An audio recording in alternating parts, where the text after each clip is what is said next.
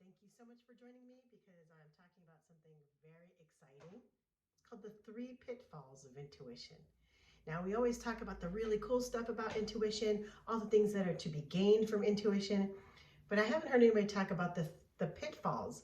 And I'm sure there are more than 3, but let's talk about the 3 that I come across pretty often. So before we go any further, let's talk about intuition. Intuition is an energetic body that is beyond our physical body. So some people call it personal space. Some people call it, an energy space. Just know that your intuitive body is an energetic body that is beyond yours.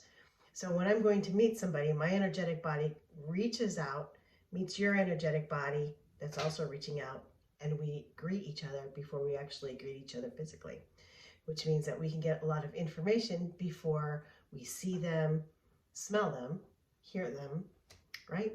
And if we're intimate enough, the other senses. All right, so here are your 3 pitfalls. The first pitfall has to do with the fact that we are all intuitive. A lot of people don't know that, but most of us do. So we know that we can feel things and see things and hear things that are beyond what people are saying. The thing that people don't understand is that we do not translate this information the same way. The odds of someone communicating like you is 1 in 68 trillion. Now, I learned that number from handwriting analysis.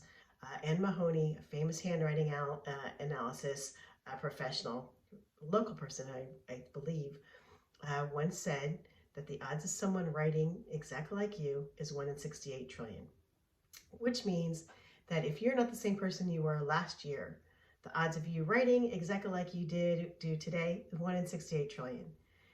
Writing is a form of communication. It is a form of brain and body. So it's really easy to bring that forward, that the odds of someone communicating just like you is 1 in 68 trillion. So let's think about this. This means that even if I'm clairvoyant and I'm talking to someone else who's clairvoyant, it doesn't mean that we speak the same language. We have different backgrounds, we have different experiences, we have different favorite words to use. So it's really interesting that a lot of miscommunications come up, not because we have different ideas, but the way that we convey our idea is not received in the way that that the person can get at 100%. There are ways around this, and we will talk about that at another time. The second thing about intuition is, of course, like I said, we all have it, but it doesn't mean that we get to be, what is it that I want to say? That we get to give advice. And that's what a lot of people are famous for, especially the really intuitive people, is the unsolicited advice.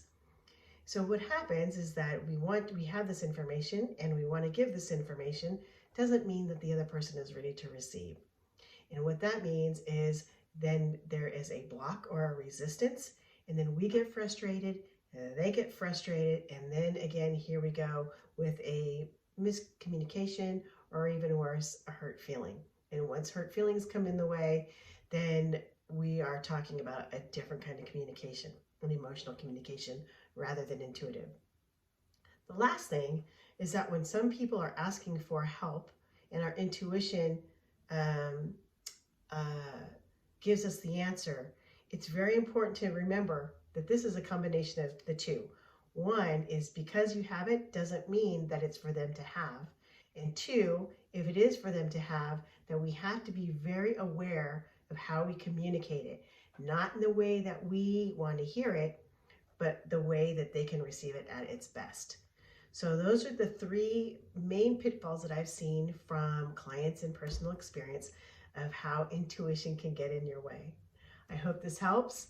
And if you have any questions, just put it in the comments below. All right. Thank you so very much, and I'll talk with you soon. Bye.